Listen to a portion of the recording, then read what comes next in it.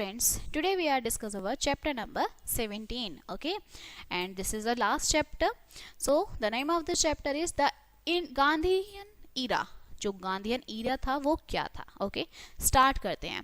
Mahatma Gandhi return to India after about 20 years from South Africa in 1919. Mahatma Gandhi तो थे 20 साल बाद आए थे इंडिया में, ठीक है, 1919 के बाद. इन साउथ अफ्रीका में उन्होंने यूनाइट किया लोकल ब्लैक्स को और इंडियंस को अगेंस्ट द वाइट पीपल्स के अगेंस्ट, ठीक है. He stood against the outrageous and cruel regime in whites. वो अगेंस्ट थे, ठीक है, भेदभाव के अगेंस्ट थे वो, ठीक है. उनकी जो एडवर्सरी थी इक्वालिटी की और परसिस्टेंस थी. Plight with rule in South Africa assist करते थे him a lot his course. And on his arrival के थ्रू गांधी जी जो हैं एक टूर पे गए कंट्री के टू सी हिमसेल्फ, देखने के लिए कंडीशन ऑफ द पीपल्स. और उन्होंने देखा जो मैक्सिमम ऑफ इंडियंस हैं, जो भारतीय हैं, वो गरीब हैं, पुअर हैं एंड वर सप्रेस थे इन ब्रिटिश गवर्नमेंट के through. In addition he also saw disunity देखी मैंने, सोशल इविल प्रैक्टिस करते थे इंडियन पीपल्स की.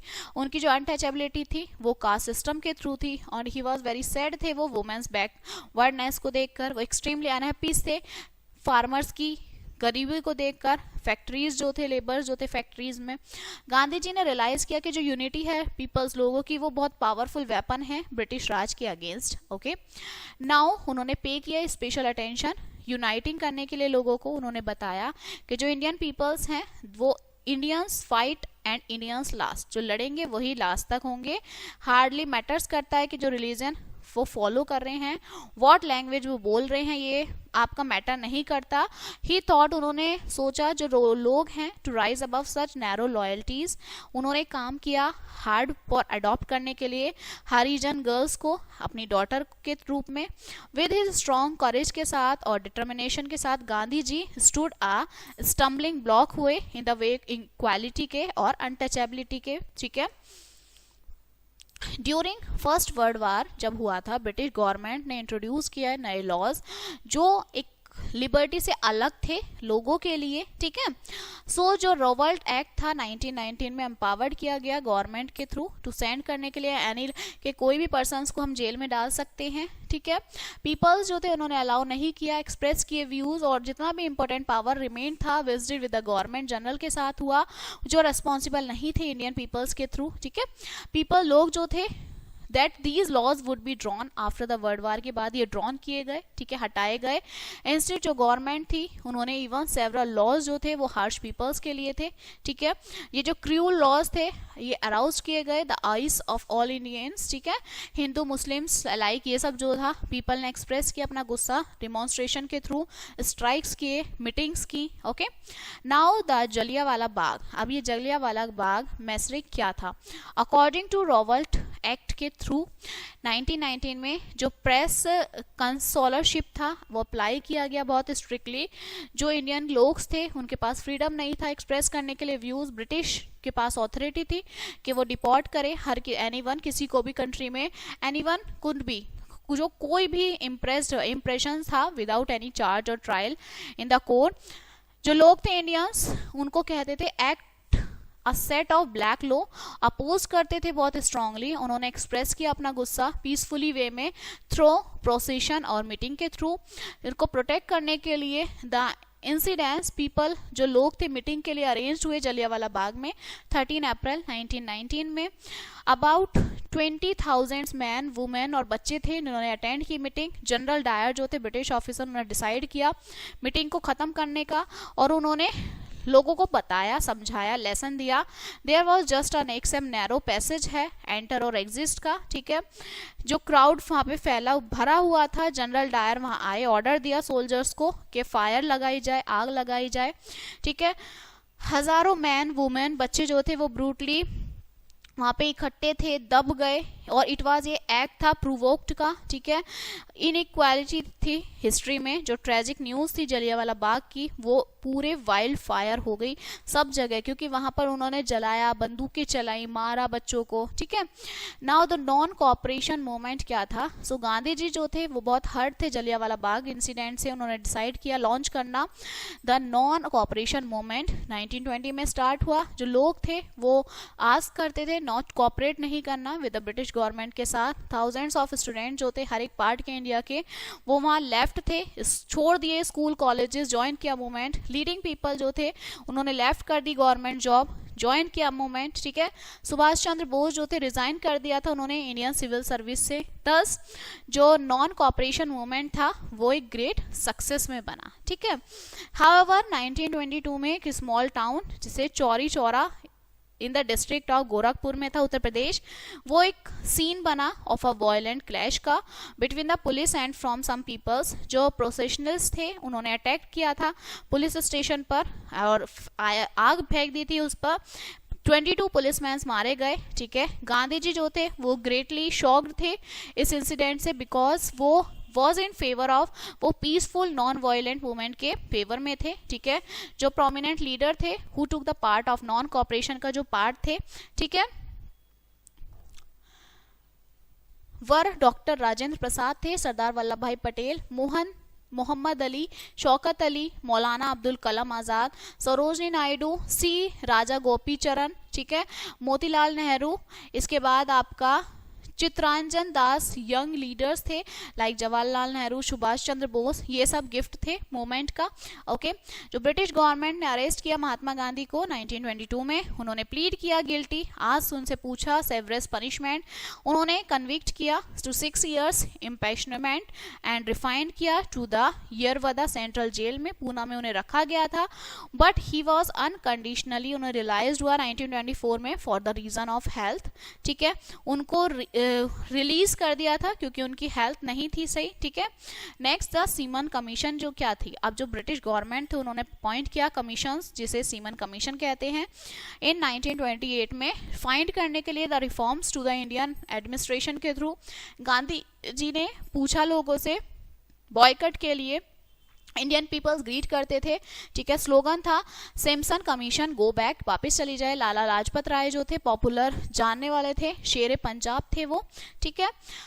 डेमोन्स्ट्रेशन में लाहौर के उन्होंने ही वॉज डाइड, वो मारे गए, लाठी ब्लो से रिसीव किया गया आपके डेमोन्स्ट्रेशन को। जवाहरलाल नेहरू, गोविंद बल्लभ जो पंत थे वो सेवरली इंजर्ड हुए थे लखनऊ में, ठीक है। नेक्स्ट था Satyagraha movement. So in Indian National Congress जो थी अंडर द प्रेसिडेंटशिप जो थे पंडित जवाहरलाल नेहरू, उन्होंने सेशन हेल्ड किया था लाहौर में 1929 में। रिजोल्यूशन जो था पूर्ण स्वराज का और कंप्लीट इंडिपेंडेंस वो पास किया गया 26 जनवरी 1930 में। जो इंपॉर्टेंस थी इस दिन की वो फैक्ट थी कॉन्स्टिट्यूशन ऑफ इंडिया जो था वो केम इनटू फोर्स, वो फोर्स में आ गया था 26 जनवरी को, और हम सेलिब्रेट करते हैं इस दिन को as a republic day, okay. Now Gandhi ji ने स्टार्ट किया सत्याग्रह मूवमेंट, और वो डेमोन्स्ट्रेशन था, बॉयकट था, मीटिंग थी, स्ट्राइक्स थे पूरी कंट्री के। फार्मर्स बाकी लोग जो थे वो पे नहीं करते थे टैक्सेस गवर्नमेंट को। गांधी जी ने स्टार्ट किया फेमस दांडी मार्च, ज्वाइन किया हजारों लोगों ने। वो 300 किलोमीटर चले पैदल फ्रॉम साबरमती आश्रम से, अहमदाबाद से सीहोर विलेज दांडी तक। और जो गांधी जी थे वो सीहोर विलेज थे दांडी में। ये जो लॉ था वो परमिट नहीं हुआ इंडियन पीपल्स के through to make our collect salt from the sea से नमक उन्हें इकट्ठा करना था। थस गांधी जी ने शो किया ब्रिटिश को कि जो इंडियन पीपल्स हैं वो नो मोर ओबे ब्रिटिश लॉज, वो ब्रिटिश लॉज को नहीं मानेंगे, ठीक है। सो जो सत्याग्रह मूवमेंट था वो फैला गया अक्रॉस द कंट्री में। खान अब्दुल जो गरफित खान थे उन्होंने इसे लीड किया, ठीक है। नॉर्थ वेस्टर्न पार्ट में रानी गांधी नुलियू जो थी नागालैंड की, उन्होंने लीड किया नॉर्थ ईस्ट पार्ट को, ठीक है। चक्रवर्ती राजा गोपालचारी जो थे lead the Vaidya Narayan Satyagraha south में किया, और जो फ्रीडम मूवमेंट था वो पूरे स्टेट में फैल गया था, ठीक है। गांधी जी, जवाहरलाल नेहरू, बाकी जो आउटस्टैंडिंग लीडर्स थे वो अरेस्ट हुए। उन्होंने एक्सेप्ट किया दैट विदाउट दोज लिटिल लोगों के बिना ही जो मूवमेंट है वो डिसएपिएट है।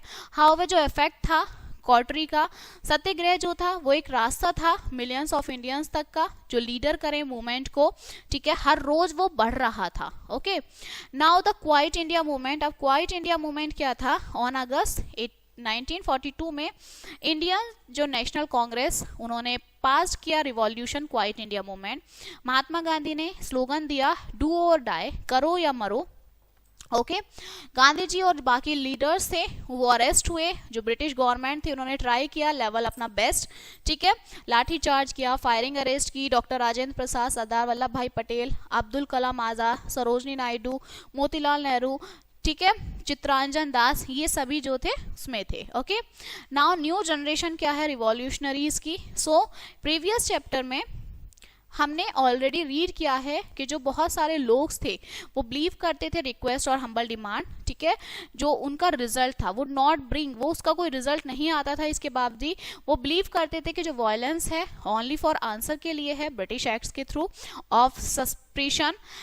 खुद ही रामा बोस जो थे वो एक रिवॉल्यूशनरी थे अर्ली पार्ट के स्ट्रगल के, ठीक है, लेटर बाद में जो है पार्ट जो था स्ट्रगल का, ग्रेट रिवॉल्यूशनरी भगत सिंह, गुरु राजा गुरु सुखदेव, राम प्रसाद बिस्मिल, ठीक है, अशफाकुल्ला खान, चंद्रशेखर आजाद, बीके दत्त, सीताराम राजू, ये सब फोर फ्रंट थे। भगत सिंह और बीके दत्त जो थे इनके ऊपर बॉम्ब फेंका गया सेंट्रल असेंबली से हॉल में, ठीक है, और उन्हें अरेस्ट किया गया था, ठीक है। Now Indian National army. अब इंडियन नेशनल आर्मी क्या थी? सो बहुत सारे लोग थे जो वेज थे फ्रीडम का, ठीक है, from outside India. Among them जो नेम था सुभाष चंद्र बोस, वो डिजर्व करता है special mention. Clear? Subhash Chandra Bose जो थे वो प्रोमिनेंट कांग्रेस लीडर थे और वो दूसरी बार इलेक्ट हुए थे president of India National Congress के थ्रू। बिलीव करते थे in direct action against the British rule के थ्रू, और वो अरेस्ट हुए बट मैनेज किया टू एस्केप करना इम्प्रिजनमेंट। वो जर्मनी गए, Afghanistan, from there he went, फिर वो जापान गए, देयर उन्होंने ऑर्गेनाइज किया Indian National Army, Azad Hindu Fauj, okay, उसको ओवरथ्रो किया ब्रिटिश को फ्रॉम इंडिया से। एंड ही गेव, उन्होंने स्लोगन दिया जय हिंद, दिल्ली चलो, ये जो स्लोगन है give me your blood and I will give you freedom, तुम मुझे खून दो मैं तुम्हें आजादी दूंगा, ये सब स्लोगन्स थे। इंस्पायर किया लोगों को, ठीक है, jump into the freedom movement and he is popularly known as Netaji, और फिर उनको नेताजी के नाम से जाना गया। क्वाइट इंडिया मूवमेंट और जो इंडियन नेशनल आर्मी थी वो शॉक थी फाउंडेशन ऑफ ब्रिटिश एम्परर की, ठीक है, कि वो शॉक थी कि किस तरह से इन्होंने फाउंडेशन रख दी। ओके नाउ इंडिपेंडेंस इंडिया, अब हमारा जो है independent Bharat. After second world war के बाद देयर वॉज अ चेंज था गवर्नमेंट में। ब्रिटिश प्राइम मिनिस्टर जो थे वो आपके क्लीमेंट टली सेंड किया कैबिनेट मिशन इंडिया को 1946 में। कैबिनेट मिशन जो था वो रिकमेंड था, सर्टेन कॉन्स्टिट्यूशनल मेजर्स थे इंडिया में। Congress under the leadership of Gandhi ji वो एक यूनाइटेड इंडिया चाहती थी, ठीक है, लाइक मुस्लिम लीग, बट जो मुस्लिम लीग था स्टूड बाय इट्स डिमांड के थ्रू फॉर पाकिस्तान की डिमांड की उन्होंने। लॉर्ड माउंटबेटन जो थे न्यू गवर्नर जनरल, उन्होंने अनाउंस किया पार्टीशन इंडिया का दो सेपरेट स्टेट्स में, इंडिया और पाकिस्तान, ठीक है। थस जो इंडिया है वो फ्री हुआ 15 अगस्त 1947 में, लेकिन गांधी जी का जो ड्रीम था यूनाइटेड इंडिया का वो अनफुलफिल्ड ही रह गया था, ठीक है। सो इस तरह से इतना स्ट्रगल के बाद हमारा जो इंडिया है वो क्या हो गया था, इंडिपेंडेंस हो गया था। Okay So this chapter is finished now. Let us see some important points of this chapter. जो क्वाइट इंडिया मूवमेंट था वो लॉन्च हुआ अगस्त 1942 में। सुभाष चंद्र बोस जो थे उन्होंने नेशनल आर्मी बनाई। जलियांवाला बाग मास्कर जो था वो 13 अप्रैल को हुआ। कांग्रेस ने एक पॉपुलर स्लोगन दिया था साइमन गो बैक, साइमन जो है वो वापस चले जाओ, साइमन मतलब ब्रिटिश जो लोग थे वो वापस चले जाओ। Clear? So this chapter is finished now and I hope you will understand this chapter. So we will meet on the next chapter. Thank you.